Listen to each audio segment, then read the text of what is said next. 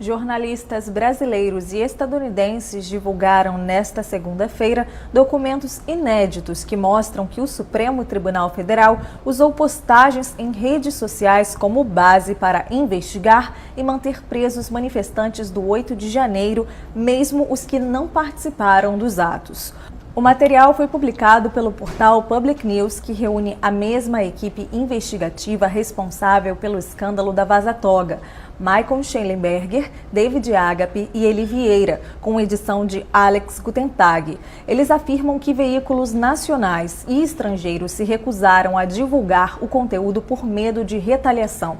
Segundo os documentos, a equipe de Alexandre de Moraes criou uma força-tarefa paralela para realizar varreduras digitais e emitir relatórios secretos com base em opiniões políticas. Os acusados foram classificados como positivos se tivessem conteúdo crítico a Lula, mesmo que as postagens fossem antigas ou sem relação com o 8 de janeiro. Um dos casos é o de um ambulante de 54 anos que chegou ao QG do Exército horas depois dos atos, apenas para vender camisetas. Foi preso e permaneceu 4 meses detido por tweets de 2018 em que criticava Lula. Já uma pastora de São Paulo foi condenada a 17 anos de prisão por apenas ter ido orar em Brasília. Mensagens internas revelam que o ministro Alexandre de Moraes só autorizava a soltura dos presos após checar suas redes sociais. Juristas ouvidos pelo Public classificaram as práticas como ilegais e inconstitucionais. Então deixa eu explicar uma coisa aqui. Existe uma grande teoria do direito que a esquerda adora, que é o seguinte: direito penal do inimigo. Que tu pune o cara não é porque ele tenha feito alguma coisa, mas é pela conduta que ele tem, é pela crença. Então a esquerda usa muito isso para dizer assim, quando prendem um homem negro na rua com maconha, não é porque ele está com maconha, é porque ele é um homem negro e pobre. Essa teoria geral do direito penal do inimigo, ela também é aplicada para perseguição política. E tu prender uma pessoa porque ela tem postagens nas redes sociais contra, como aquilo sendo indício e prova de que ela participou de uma tentativa de golpe, e condenar 17 anos de cadeia, 16 anos, 11 anos que seja, é absurdo. É absurdo, porque tu está condenando a pessoa não pelo que ela fez, mas pelo que ela acredita. E a gente mora numa democracia, a gente vive numa democracia. Ou vivia. As pessoas têm direito a pensar e expressar suas manifestações políticas. E tu imagina tu ter feito um post, então, em 2018 e tu ser preso em 2024 porque foi vender camiseta. Tá louco, cara. Tá? Então, cara, isso aí é muito grave. Vamos ver a repercussão. Tem mais um vídeo aí, Luiz, por favor. Realmente, não tem muita gente falando não tem disso ninguém. aí. Agora aí aparece no UOL, tá? Moraes deve sofrer o impeachment após divulgação dos áudios dos seus auxiliares? Juristas analisam. Vai! Alexandre de Moraes deve sofrer um impeachment depois da divulgação dos áudios dos seus auxiliares pelo jornal Folha de São Paulo. Ouvimos juristas aqui no All News.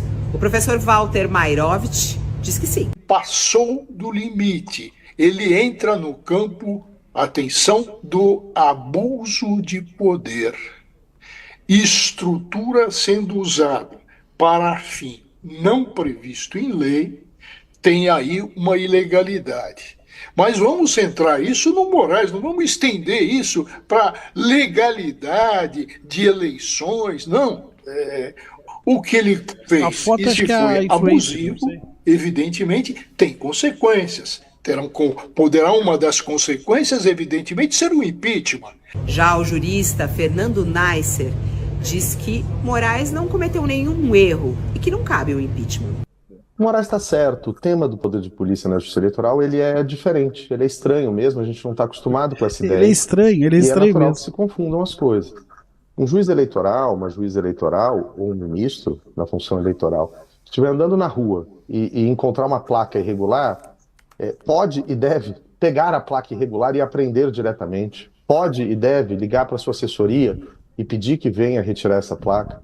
Pode e deve identificar da onde veio aquilo e encaminhar para as devidas providências para eventual aplicação de multa. Isso está previsto em lei, isso está previsto historicamente na nossa legislação São eleitoral. duas coisas completamente diferentes. Esse jurista aí, se tu for olhar a carteirinha da ordem dele, deve estar lá um símbolo do PT do lado. Com certeza. Porque é o seguinte, uma coisa é tu atuar como fiscal de uma eleição durante o período eleitoral. Tu vê, tem uma placa irregular, tu vai lá e pega. Outra coisa é tu perseguir perfis de direita, porque tu quer beneficiar um lado. Então tu fiscaliza.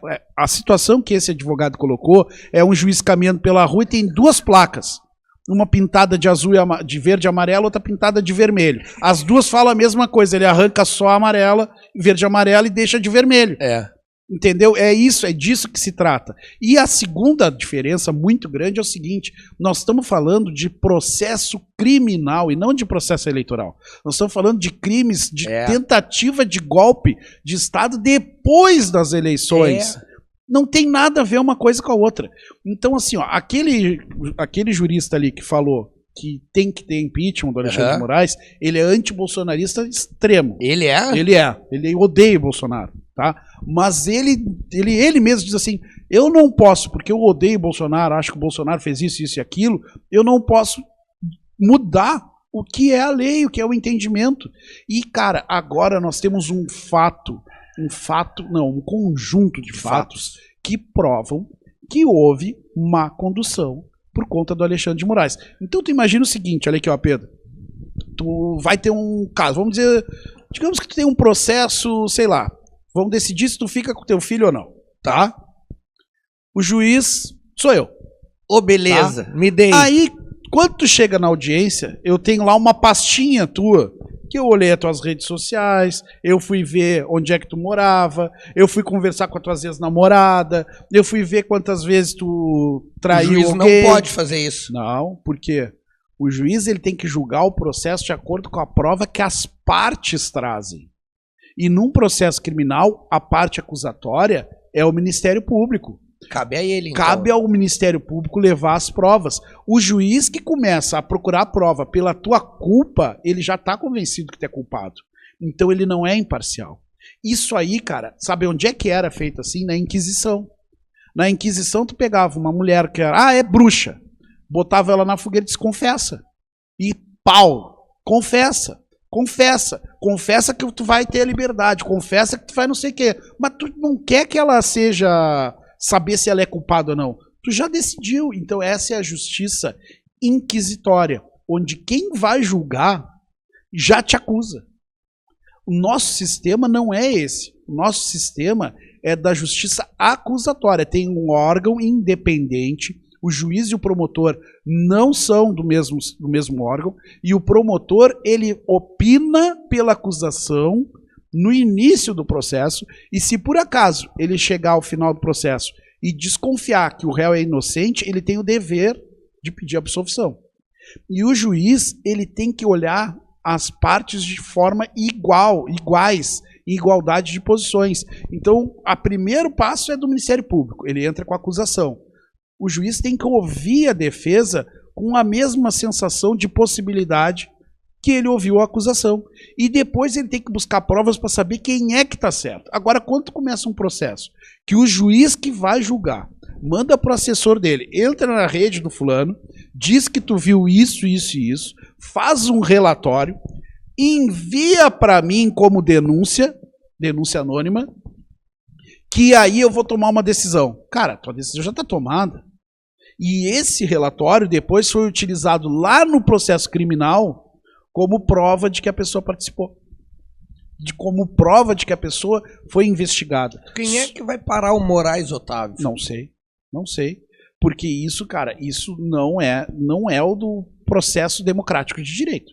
Isso não é um processo judicial válido.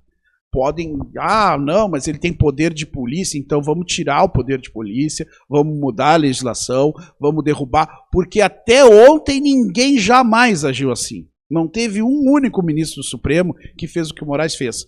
Isso que esse advogado disse, porque é assim. Não, é assim o escambau. A lei é a mesma há várias décadas. Teve algumas reformas, teve decisões judiciais. No Mensalão, o processo do Mensalão foi anulado porque o Moro trocava ideia com o Dallagnol. Agora o Moraes nem trocou ideia. Ele mesmo fez. Tu tá entendendo a gravidade? Estrategista. Não, cara, e aí não tem como tu te livrar. Como é que tu vai provar pra quem que tu é inocente? Porque não tem ninguém acima, tu não tem pra quem recorrer. E Pedro, sabe o que me deixa mais indignado? É que as pessoas que ele prendeu não são políticos. São os caras, uns pobres coitados que estavam lá e que estão há 16 anos presos. Vão ficar 16 anos presos. Cara, invadiram, político eles não prendem. É isso aí. O Collor não ficou uma semana na cadeia. É isso aí. O Bolsonaro tá em prisão domiciliar. O Lula é o que mais sofreu desses todos. Tu tá entendendo? E aí, quando é um pobre coitado, eles botam na cadeia e não tem recurso. Tem cara doente, tem cara passando mal, tem cara com brincadeira de... Esse ninguém libera. Tem uma senhora de 78 anos que tá dividida numa cela com 5 pessoas e dorme no chão. Isso aí é muita cara de pau. E o Marcinho VP publica todos os dias nas redes sociais dele. Mas aí pode, pai. De dentro do presídio. Cara, é 7-1 todo dia na nossa cara.